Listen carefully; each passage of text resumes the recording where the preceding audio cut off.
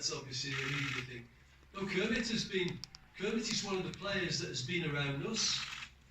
We chose not to include him in previous camps because I always felt it was too quick.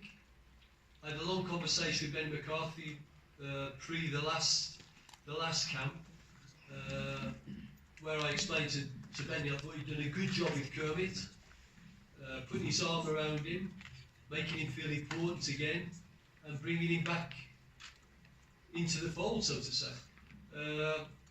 I also said to Benny, and he agreed with me, that I couldn't guarantee Kermit that place in Bafana. And I thought when he came back, he should be really well equipped to understand the situation. And I think he understands the situation now, because he's worked hard during the season. We've selected him as being one of the players that, you know, we've got a nice combination of Lebo Matiba and Percy Tau. And what we're looking at is profiling our players. So Kermit can play both of those roles. He can play a 9, or he can play as the shadow striker, as can Lebo Mabui. And that's why with Lars Veldig, he's also a 9. He's the one that can play there. We do have others, and we just profiling the players. So Kermit's done well. He's got himself back in the frame, and without promising him anything, he's done well enough to get himself back into the back. Yes, sir. Bravani or Stuart, just you. I did say it earlier. Mark Stuart, Stuart Baxter again. Come on, Mark. Mark, tell him you forgot your name. Hey? Tell him you forgot your name. How do you know, Bravani? Okay, so just in terms of logistics, you did mention there have been changes. I was just trying to understand. So on June 12th, we leave South Africa. Yeah. Is the Dubai leg cut out? There was going to be a heat acclimatization. There was also a friendly against Ghana there. Yeah. Does that fall away? Have we finalized the friendly in South Africa? I think there was maybe Zambia, but we hadn't confirmed. Yeah. And do we know the friendlies in Egypt? Right. And just those logistics, yeah. Okay, let's look at have a bit of patience now, because this could swing backwards and forwards. The initial intention was that in some way that COSAFA would be used as a preparation for Afcon. That very quickly, before we had our press conference, that very quickly showed itself to be totally impossible. Hence, you see Angola pulled out and Madagascar pulled out because they don't think that they can put together 2 squads. So that very quickly became impossible. So then we selected a squad that we thought would represent us in COSAFA, and then another one simultaneously would be on camp in Joburg. As a part of that Joburg leg, we said we would leave some doors open for the COSAFA squad, which are still, by the way, I failed to mention that. We still have a couple of players that we have our eyes on that we think can, in the event, for example, of Joe and Nicola not getting their passports, we can increase our squad by at least 2. So we could take them up, and probably the younger ones, and invest international game time with them. We were going to go into camp, then go to Dubai. We fixed the game against Ghana on the 15th, and then we were going to go on to Egypt and try to play one more game before the start. What it looks like now, the Dubai leg has been shortened, and let's be honest, that doesn't hurt us financially. And what we're trying to do is we're trying to get two games in that leg of the camp, rather than have to go to Egypt and play games there, which is becoming difficult because people don't want to be playing games as you get that close to the start of the tournament, which we understand, and which is better for us. So we'll have a preparation part in South Africa. We will go to the Arab Emirates, and we will play 2 games there. That's our intention. 1 North African and Ghana. And then we will leave and go into Egypt, where we'll have just a purely preparation and polishing part of the camp before the start against the Ivory Coast. Do know the date that you go from Dubai. Do you have the date yet? Day after. Not yet. Day after, From 16th. The 16th. You'll We'll go. leave. We'll leave on the 5th. We play on the 15th. Leave on the 16th. How are you going to play 2 games? Oh, I see. 12. Okay. So what we'll do is we'll fly into Dubai just to play the 2 games. I see. Okay, thanks. There's a microphone there? Coach, over here. Yeah. Sorry. Yeah, Benjamin from Newsroom Africa.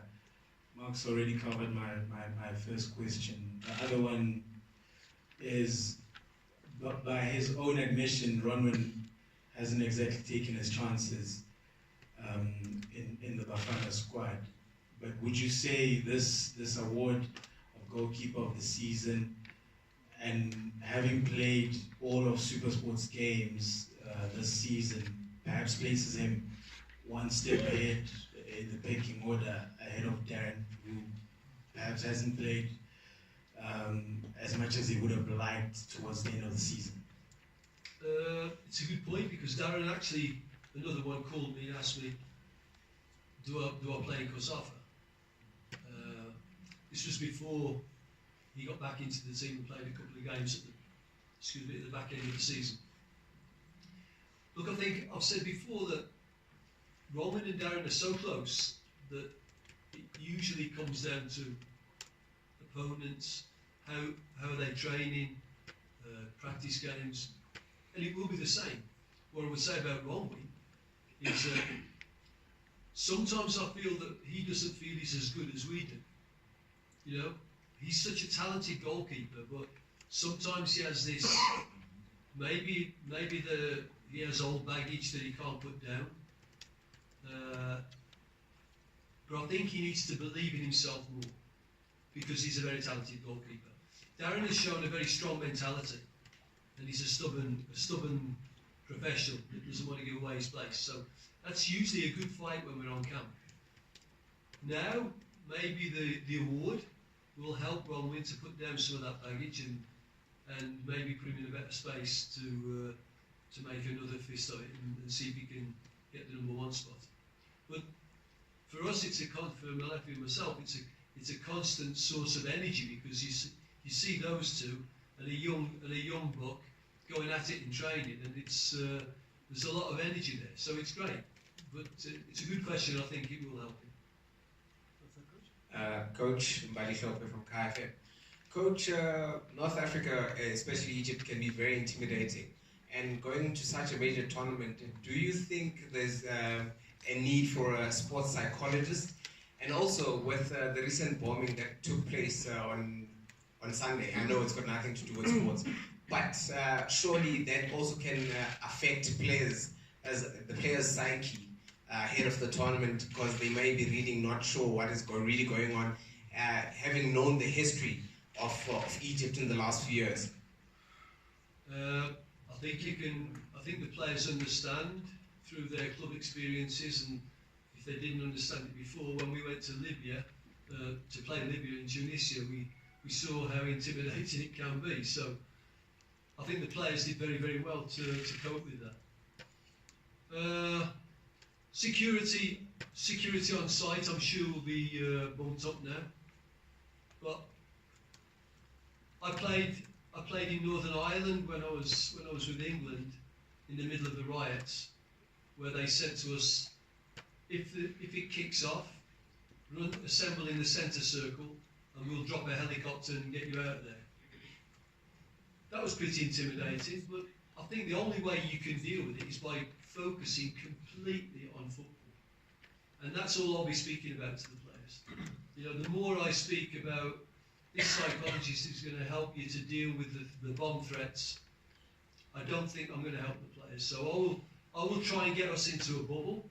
I'll try and get us into a little bit maybe of a siege mentality, and say that we're here to play football.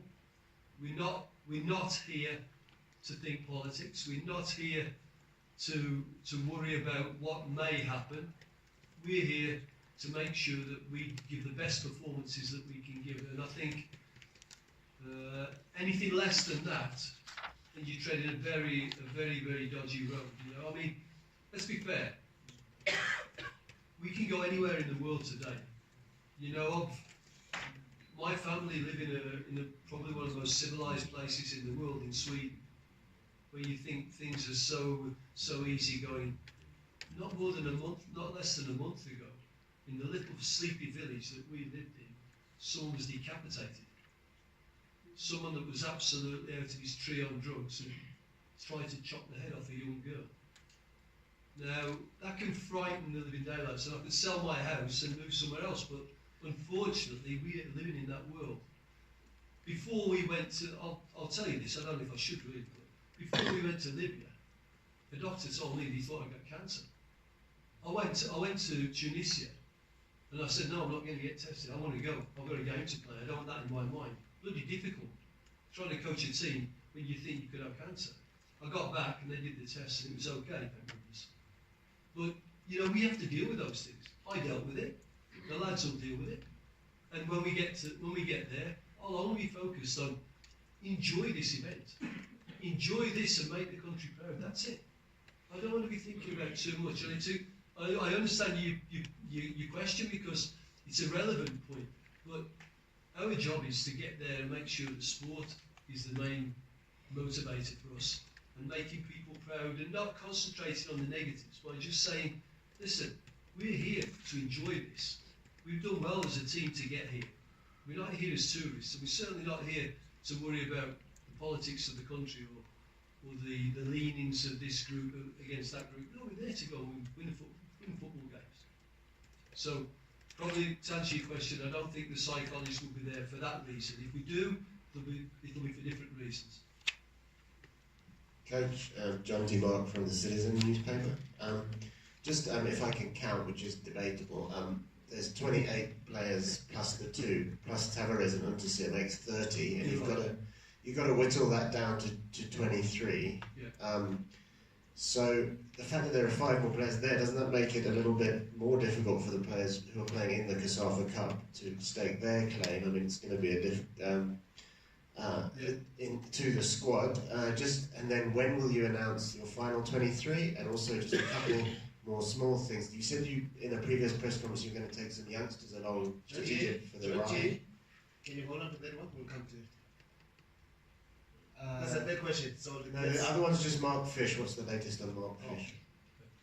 Let's take that one to start with. Well, I think the leadership are talking to Mark about how we would best sort this out. He's meant to be going down into CASAFA and then following us on in the capacity that I mentioned in terms of player liaison and then visiting people abroad and that sort of thing.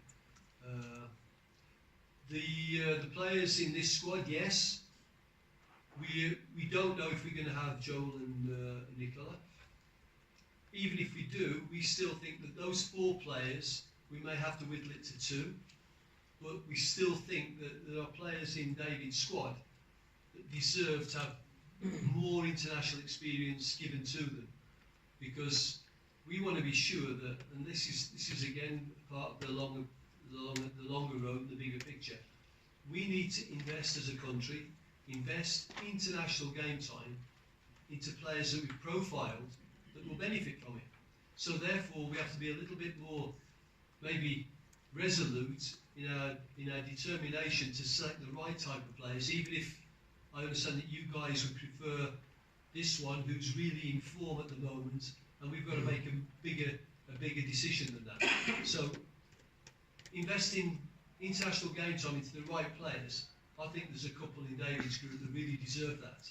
And so even though there may have been a player that we rewarded with a place in the senior group, he may not go, while the player that's David was outstanding in 2 games and we know he's the future, he may go. Does that in some way answer it? The younger players that you might take to Egypt? I don't want to put any more pressure on than that, but I think there's a few that's pretty obvious. I'm not going to go into that. David and Malefi and myself will have conversations daily to see who's doing well. Yeah. When do you name your final 23? Well, I think there's a registration run, isn't there? There's a registration. Yeah, is it the 11th? The last 23 players must be submitted to CAF 10 days before the first match of the tournament. And if my calculations are right, we are looking at the 11th, the 12th, we must be having 23 men's squad coach, and that is the view. So that would give you probably just before we leave. If we leave it on the 12th, just before we leave, 10th, 11th, something like that. Let's turn the microphone. Okay, let's touch it. Okay, Marshall Simpashala from Stuart Baxter. Coach, what is the composition of your technical team? And it looks like you've put yourself in trouble because the last time we checked with the Kemit, he's not a bench player. If any of the squad that we've picked there want to tell the leadership of the national team they're not bench players, then they'll be quickly removed from the list. I don't think that Kermit, in a sensible moment, would make that sort of comment. But I can understand when people tell him you should have been in the squad and why not this and why not that and blah blah blah. An excitable Kermit may make a throwaway comment like that, and as do a lot of players. So rather than listen to comments made by players in their disappointment, I would rather, in a calm moment, select them for the squad, and in a calm moment have a discussion with him about. I can't guarantee you a place. That's why I said Benny has been able to guarantee him a place and put his arm around him and make him feel some love. If it's only playing that is the criteria there, then you can't attach yourself to the national team, because the same way as Ben Samar couldn't be promised a place in the bench team, I can't promise Kermit a place in our team. Technical team, obviously Malefi, who's been outstanding with me. I have to say, sometimes the assistant is there, but not there to you guys. But Malefi is a great foil for me when we're on camp. We discuss things. He doesn't just listen and say yes. We have an open discussion on things. We try very much to speak the same language to the players, even though his language is a little bit difficult for me to understand sometimes. But he's been brilliant, and he will continue. We've got Josh Smith, and as the physical coach, and Andre Aronson as the goalkeeping coach. I would hope that we will get the staff that we want. I understand that the clubs have problems with releasing their staff when they are in the beginning of pre-season. I would hope that the desire to want to help Bafana in what is their first major tournament for quite a while, I would hope that will override any sort of personal issues. So those are the members of staff. The Dr. Ngwenya also is always with us, and he's a credit to his profession, and we enjoy working with him.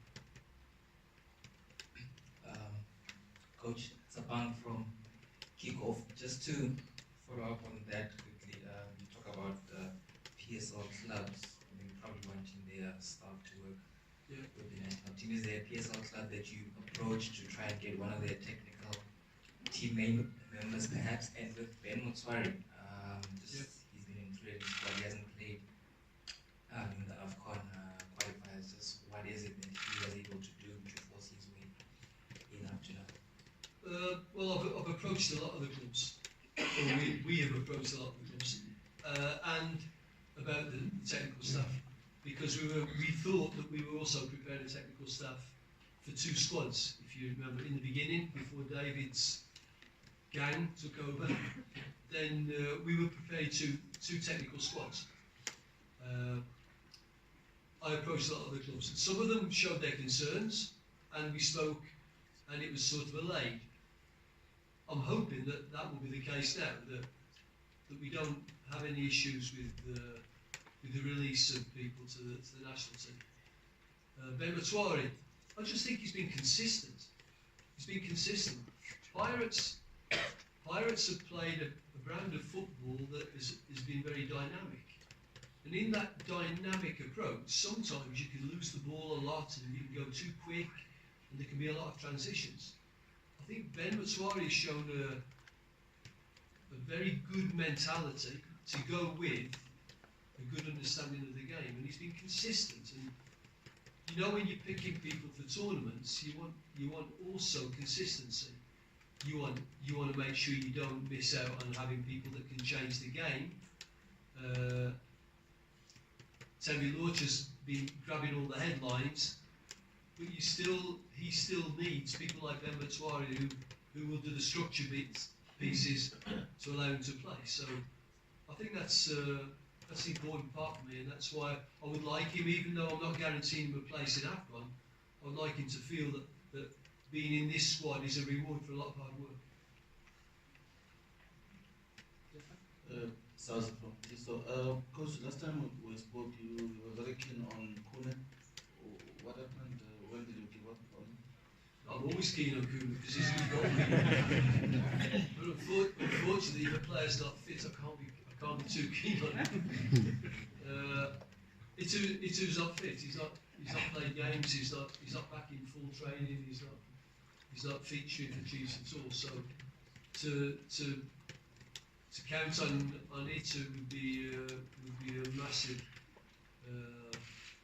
miss in our calculations. So we've waited and we've looked and we've from afar said, look, if he shows signs of getting back into things, we'll readdress it. But it never got that far because we've seen he's not even on the bench. Coach Vanille, talking of consistency, one of the players who's been part of your qualifiers, Luhampiri, we've seen how consistent he's been for his club. Not dwelling much on players who have not been selected, but was he ever considered even for the COSAFA squad? What could he be lacking that he can make in these two squads? And also, if you can just update us on maybe a farewell match before leaving the country. Okay. The farewell match, I don't know anything about it. So we'll play, and if we get a game, we get a game. I don't know anything about that, honestly. So I'm not going to dwell on that. I don't open myself up to more. If we get one, we get one. I'd love one, but nice to have. With Lebo, look, Lebo's in the picture all the time. He's one of the best professionals that we have. He's a fantastic ambassador for our football abroad. He never puts a foot wrong. When I speak to his club, they love him to bits. So, of course, he's always in the mix. But look, we've got some good. Where I think that's the department that we've got most talented players. You know, we've got Camo, we've got Bongani, we've got the home base players like Klompo and Taboko Mukwenda, people like that you're always in your thoughts. And you've got Serrero that's come back, and he's come back strongly. So to the degree where he's on the bench for the team of the year in Holland, so he's also staking a claim. And it's just a case sometimes that you just can't get them all in. Now I would love to have an extra place and bring Lebo up here because he deserves it. He really does. He's one of those that works hard, great attitude. I'll give you an example. I sent him a message. I was trying to call him before making the squad announcement earlier, and I couldn't get a hold of him. So he called me back, and I said to him, "Look, you didn't make it." And he went on this soliloquy of, Coach, don't worry about me. I'll keep pushing. I'll try and force your hand. I'm gonna make sure I'm my hands up for the next camp and all the best. And he's like, I don't know whether I should select him or adopt him. He's like that. So it's not easy. And selecting these squads is not easy. Cutting that. So I think someone said cutting that. It ain't going to be easy because there's going to be a lot of those that I think should be there and they don't make it. But that's some of the hard skills. Can we take the last few questions? Let's start with them. Okay, talking about Timothy from SABC. A quick one, Coach. talking about the players that have been part of the qualifiers, one name that keeps on popping up in your starting lineups in the build-up during the qualifiers, it's Obrin Tiva.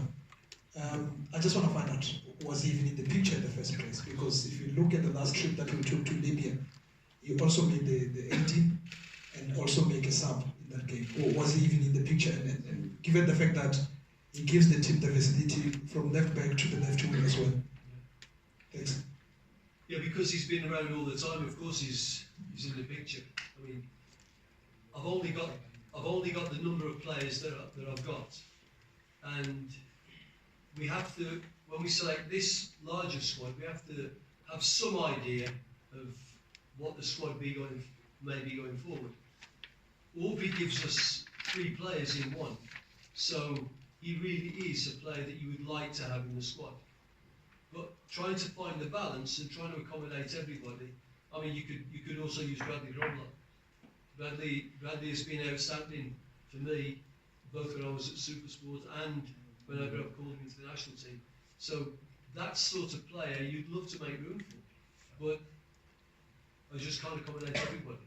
And Malefi and myself were saying that having Aubrey's all-round versatility would be very nice to have. But then who do you leave out? Do you leave out a normal left back, or one of the wide midfield players, or do you leave out one of the centre midfield players? So his versatility maybe works against him a little bit in this case. But yeah, I like Aubrey, and I don't need to tell him that I think he's a very good player. Coach, what's that from Isolation? Coach, you've got award winners in your team, and those were nominated for the awards. I know consistency and form might be key to these kinds of tournaments. With regard to Temkosi Lodge, do you believe he can give you something this time around? You have used him before, but as a sub. And after winning the award, he said he hopes that he could have convinced you to start him in your upcoming matches. Yeah, I mean, I've got this. This is not about Tembi saying anything, or Kermit saying anything, or Itu saying anything, or it's not about that. But the media like the talk, and we like the walk. So it's when we come onto camp. I like Tembi's a good player. Tembi deserves the awards because he's been very dynamic, and he's been a personality for Pirates that's captured the crowds and the voters. And now he has to convince us, because he's up against good players. Temba Swane's also had a good season. Keegan Donnelly's also had a good season. If you look at Keegan's potential, then he's up against some good players there. We could slot other players into that hole where Tembi will play in between the lines and burst in on past people, and he's going to be better than them. So for me, he's not going to convince me he's a good player, but he's going to convince me he's better than what we've got, and that's why I select him, because I think he has the potential to do that. When he does that, 15-20 minutes against Nigeria, he comes on and scores, and he convinces me. So that's the reality of the international game. You've got to come to a camp. Sometimes you don't know the players you're playing with. Sometimes you don't know the players you're playing against.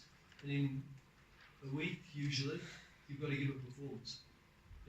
If he reproduces his Pirates play on camp with us, that turns my arm up my back. That's the truth of it.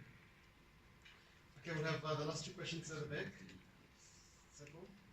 And the gentleman in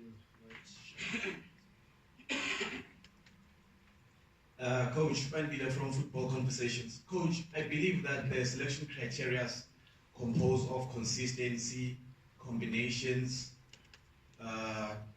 experience, and trust. I just want to understand that.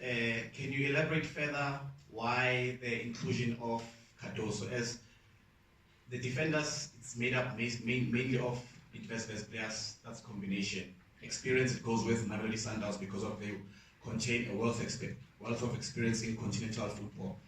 But Cardoso, Can you share some light with us? Again, it's, you're obviously not a Cardoso fan, so no matter what I say now, it's going to fall on deaf ears. We're not talking about criteria all the time, we're talking about balancing the squad.